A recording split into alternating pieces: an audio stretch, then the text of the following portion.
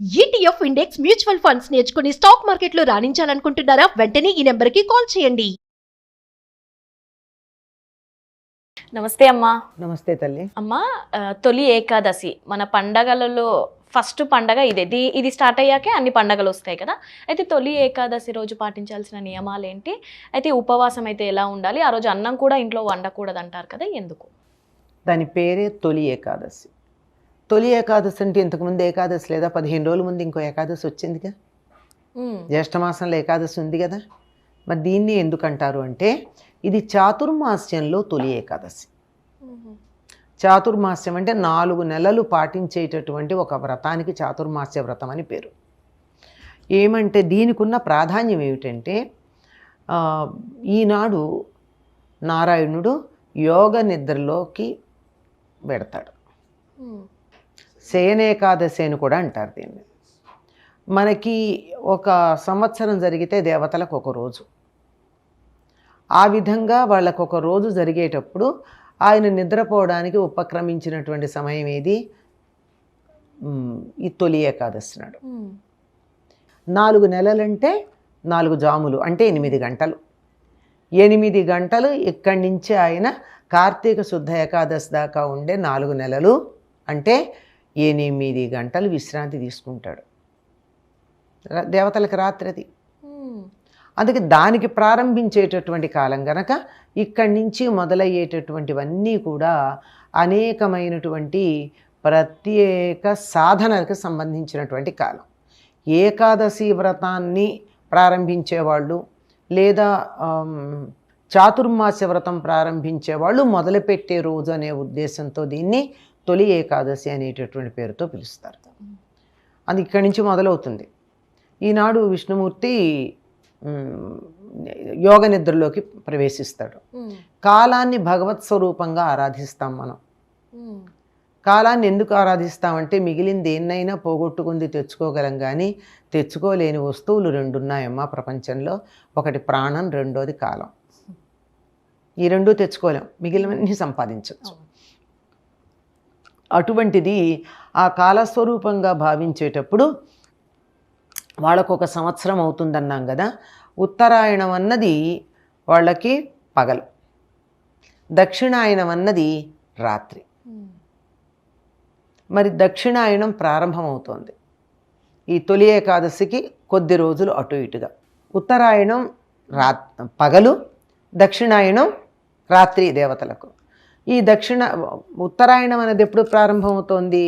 జనవరి 14 లేక 15 ప్రారంభమవుతుంది. సరిగ్గా 6 నెలల తర్వాత అంటే జూన్ 16, 15 లేక 17 అప్పుడప్పుడు తేడాలు వస్తున్నాయి. ఈ సమయంలో దక్షిణాయనం ప్రారంభమవుతుంది.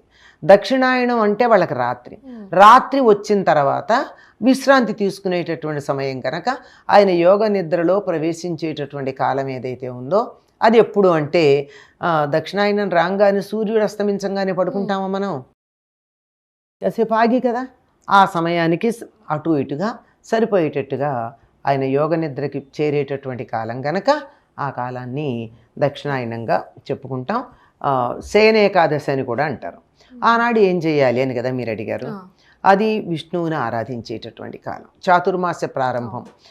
ఈ చాతుర్మాస్యం కూడా సన్యాసులు పాటించే చాతుర్మాస్యం ఒక పద్ధతి ఉంటుంది, గృహస్థులు పాటించే చాతుర్మాస్యం ఒకటి ఉంటుంది.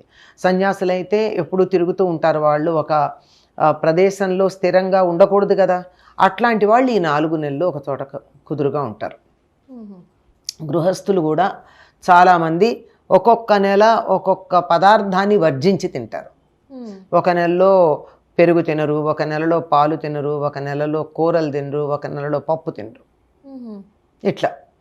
ఇలా 4 నెలలు అంటే శరీరంలో ఒక రకమైనటువంటి డైట్ ఫాలో అవ్వడమే, అంతకన్నా ఇంకేముంది. అంటే ప్రకృతిలో మార్పులు వచ్చినప్పుడల్లా మన శరీరాన్ని దానికి అనుగుణంగా మార్చుకోవడంలో ఇది ఒక భాగం. ఇలా ఉండేటటువంటి నియమం పాటించటం మొదలయ్యేటటువంటి రోజు ఏకాదశి. ఏకాదశికి హరివాసరం అనే పేరు కూడా ఉంది. అంటే విష్ణుమూర్తికి చాలా ప్రీతికరమైనటువంటిది కనుక ఈనాడు విష్ణు సహస్రనామ పారాయణ చేస్తారు. మీరు ఇందాక అన్నారు ఉపవాసాలు చేస్తారు అని. కొంతమంది అన్ని ఏకాదశిలో ఉపవాసం ఉంటారు. సంవత్సరంలో వచ్చే అన్ని 24 ఏకాదశులు, ఈ సంవత్సరం 26 వస్తాయి విశేషం. అధిక మాసం ఒకటి ఉంది కదా, ఈ 24 లేక 26 మాస ఏకాదశులు ఉపవాసం ఉంటారు. అలా ఉంటే ఆరోగ్యం బాగుపడుతుందని చెప్పి ఓషినూరి సుబ్బికున ఎవరు ఉన్నారు ఆయనకి అలా ఇచ్చిన దానికి నోబెల్ బహుమానం కూడా వచ్చింది కదా, ఉపవాసం వల్ల వచ్చే ఉపయోగం. దాన్ని ఏకాదశి నాడు చేయడం అనేది మన వాళ్ళు పద్ధతి పెట్టారు. దానివల్ల ఇంకా ఎక్కువ ఉపయోగం ఉంటుంది. అంటే ఇంకొకళ్ళు ఎవరైనా నోబెల్ బహుమానం తెచ్చుకోవడానికి ఏకాదశి నాడే ఎందుకు ఉపవాసం చేస్తే మంచిది అన్న దాని మీద వాళ్ళు పరిశోధన చేసి నోబెల్ బహుమానం తెచ్చుకోవచ్చు. అంటే మనకి ఎన్ని నోబెల్ బహుమానాలు రావాలమ్మా మన సనాతన సంప్రదాయానికి, ఒక్కొక్కటిను. అలా ఏకాదశి నాడు తప్పనిసరిగా ఉపవాసం ఉంటారు. ఉపవాసం అంటే అన్నం మానేసి ఉండడం అందులో ప్రధానమైన భాగమే అని అనుకున్నా, ప్రధానం అని కూడా చెప్పడానికి ఒక భాగం. ప్రధానంగా భగవత్ చైతన్యంతో మనం కలిసి ఉండడం, ఉపాసమీపంలో వాసం ఉండడం. అంటే భగవంతుడి యందు మన మనస్సు లగ్నం చేసి ఉండేటటువంటి రోజు ఉండవలసిన రోజు ఏకాదశి. ఎందుకు అంటే ఆ రోజు తొందరగా మన మనసు ఏకాగ్రమయ్యే అవకాశం ఉంది. ఎందుకు అలా ఆ రోజున ఏకాగ్రం అవుతుందంటే ఏకాదశి అంటే 11, 10 జ్ఞానేంద్రియాలు, 10 కర్మేంద్రియాలు, వీటి మీద పెత్తనం చేసేటటువంటి మనస్సు ఈ 11 ఏకోన్ముఖంగా ఉంటాయట, ఒకే రకంగా ఉంటాయి. ఎట్లా పడితే అట్లా చల్లా చెదరు కావు. సరిగ్గా మన పొజిషన్స్ కూడా ప్లానెటరీ పొజిషన్స్ చూసినట్టయితే, ఇది భూమి అనుకున్నట్టయితే, అక్కడ సూర్యుడు ఉన్నట్టయితే జీవప్రజ్ఞ నిటారుగా ఇట్లా లంబకోణంలో పెడుతుంది, ఏమాత్రం ఇటు కానీ వంగకుండా. కనుక మనం ఏం చేసినా స్ట్రైట్గా పైలోకానికి వెళ్ళే ఛాన్స్ ఉంది. అందువల్ల మీరు ప్లానెటరీ పొజిషన్స్ కనుక మీరు బొమ్మలు గీసుకుంటే స్పష్టంగా తెలుసు, లంబకోణంలో ఉంటుంది. కనుక ఈనాడు చేసేటటువంటి సాధన అంతా మన జీవప్రజ్ఞని ఊర్ధ్వముఖంగా తీసుకెళ్ళడానికి ఎక్కువ సహకరిస్తుంది. అందువల్ల ఆ ఉండే ఉపవాసం ఏది ఈరోజు ఉండండి, శరీరానికి ఆరోగ్యం ఉంది, ఆధ్యాత్మికంగా మీరు ఉన్నత స్థితికి వెడతారు అని చెప్పేటటువంటి ఒక పద్ధతి మనకుంది. ఇది ఈనాడు తప్పకుండా చేస్తారు. సంవత్సరం అంతా మిగిలిన ఏకాదశులు ఉపవాసం ఉన్నా లేకపోయినా ఈనాడు మాత్రం తప్పనిసరిగా ఉంటారండి చాలామంది. అందరూ ఉండాలని నియమం లేదు, ఎక్కువ మంది అని చెప్పాను.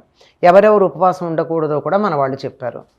గర్భవతులు, పాలిచ్చే తల్లులు, పసిపిల్లలు, అనారోగ్యంగా ఉన్నవాళ్ళు, అప్పుడే అనారోగ్యం నుంచి కోలుకుంటున్నటువంటి వాళ్ళు, శారీరకంగా శ్రమపడాల్సిన వాళ్ళు, పొలం పనులు మొదలైన బరువైన పనులు చేసేవాళ్ళు, వీళ్ళెవరూ దేవుడికి దండం పెట్టుకుంటే చాలు ఉపవాసం ఉండక్కర్లేదు అని ఒక కన్సెషన్ ఇచ్చారు.